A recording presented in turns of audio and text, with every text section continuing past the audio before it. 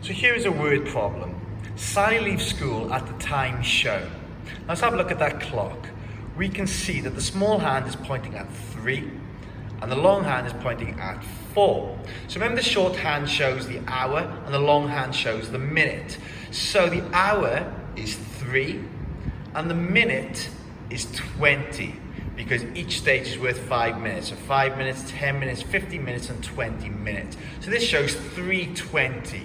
Now it doesn't tell if it's AM or PM, but it does say that Sally leaves school at that time. So I'm going to assume this is in the afternoon and not in the middle of the night. So that is going to be 3:20 PM. Now first thing I'm going to do is create a number line. Now 3:20 PM on a 24-hour clock is 12 plus 3 is 15, and then the minutes stay the same. So my number line is going to start at 15:20. Right, let's look at the rest of the question.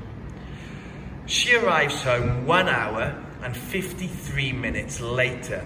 What will the time be on a 24-hour digital clock then? Right, so she leaves school at 15:20 and she arrives home 1 hour, let me write this here, 1 hour and 53 minutes later.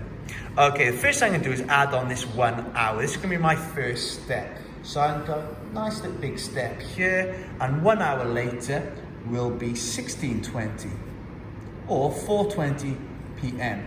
So I'm going to plus 1 hour here. Right. The next thing I do, I can see that 53 minutes is going to go over the next hour. So I'm going to get the next hour first. I'm going to get to 5 PM or 1700 on a 24-hour clock. So I'm going to make that step and decide how many minutes did I step up. Well, there was 60 minutes in an hour, and I'm on 20 already, so that's another 40 minutes. So far,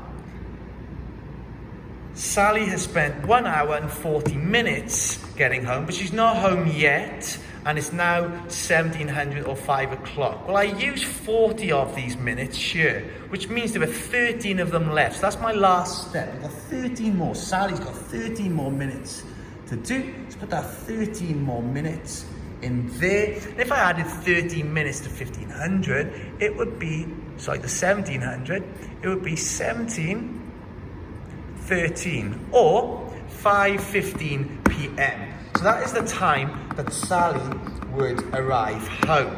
So when you're solving problems that involve time, number lines are very helpful, because it's easy to jump in steps of 1 hour, but sometimes it's easier for us to split the minutes up. So we're aiming to get to the end of an hour so that word problems are easier for us to break down. So when you're solving word problems, try and use number lines because they're very helpful.